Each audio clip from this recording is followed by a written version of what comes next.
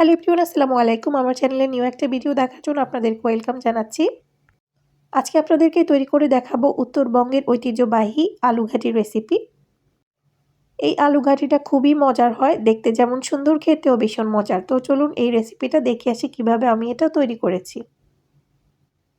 প্রথমে আমি কিছু আলুকে চিলে তারপর এখন এগুলা মাইক্রো ওভেনে সিদ্ধ করে নিব।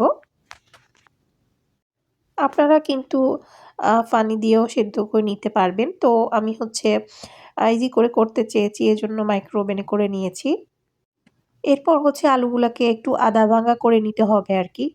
তো আমি একটা ম্যাশার দিয়ে করে নিচ্ছি। এগুলাকে পুরোপুরি একদম ম্যাশ করে ফেলা যাবে না ভর্তার মতো, এগুলা আধা ভাঙা করে নিতে হবে আরকি। তো আমি এখন সেটাই করে নিচ্ছি, একটু আধা ভাঙা করে নিচ্ছি।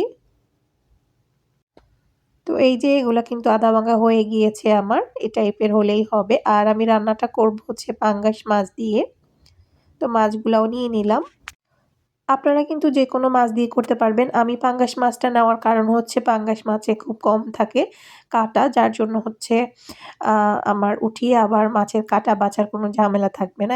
এই কারণে আমি ওই মাছটাই ইউজ করতেছি। আসলে এটা মাছ দিয়ে ডিম দিয়ে অনেকভাবে করে থাকে। শুধু মনে হয় করে থাকে। তো যাই হোক, এরপর চুলাতে আমি একটা পাতিল বসিয়ে পরিমাণ মতো তেল দিয়ে দিলাম। তেলটা গরম হয়ে যাওয়ার পর আমি এখানে দিয়ে দিলাম পেঁয়াজ আর একটা টমেটো ইউজ করেছি আমি। ট্র্যাডিশনাল ওয়েতে টমেটো ইউজ করে কিনা আমি বলতে পারি না। তবে আমি একটা টমেটো ইউজ করেছি। আপনারা চাইলে স্কিপ করতে পারবেন।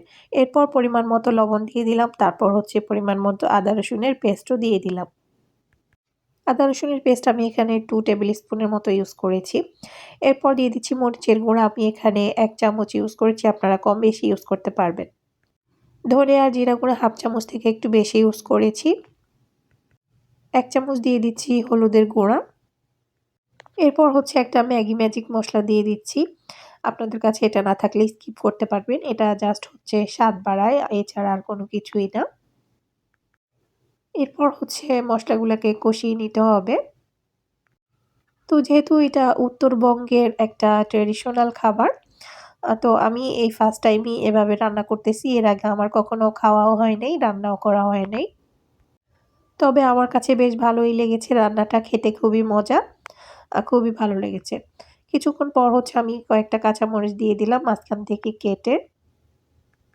এখন মসলাগুলাকে আবারও ভালো করে কষিয়ে নিতে হবে। আমি কয়েকবার করে একটু পানি দিয়ে মসলাগুলাকে ভালো করে কষিয়ে নিব।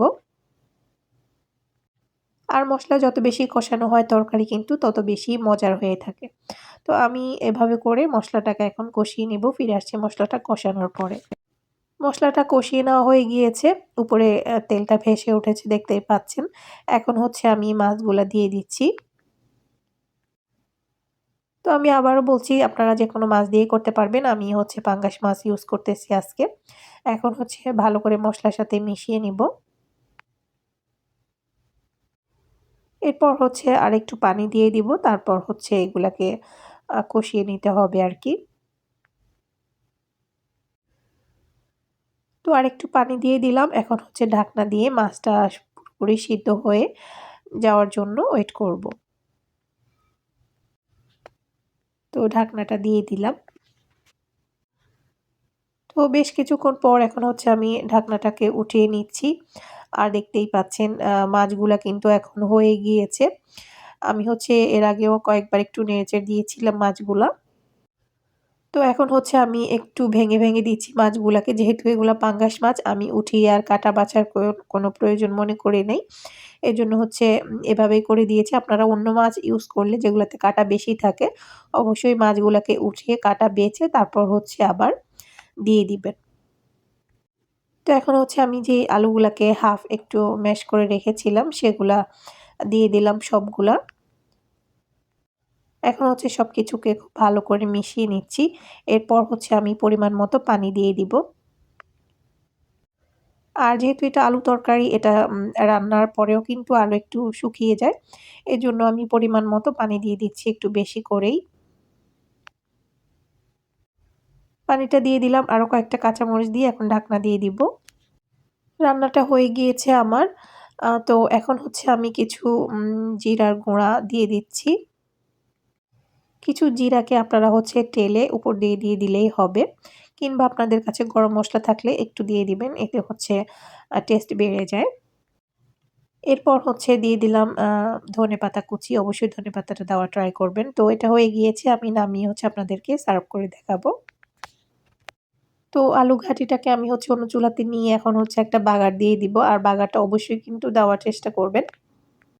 কারণ বাগার দিলে এর টেস্ট বহু গুণে বেড়ে যায়। তো এজন্য আমি সমপরিমাণে রসুন আর পেঁয়াজ নিয়েছি। এখন হচ্ছে চুলাতে দিয়ে দিলাম এগুলা ভেজে নেওয়ার জন্য। তো বাগারটা এখন হয়ে গিয়েছে। এখন হচ্ছে আমি এটা দিয়ে দিব আলু ঘাটির মধ্যে। তো দিয়ে দিলাম, দেখতেই পাচ্ছেন এটা কিন্তু ঝোল অনেকটাই কিন্তু শুকিয়ে গিয়েছে। তো এখন হচ্ছে আমি আলু ঘাটিটাকে সার্ভ করে নিয়েছি আর দেখতেই পাচ্ছেন কতটা লোভনীয় লাগতেছে।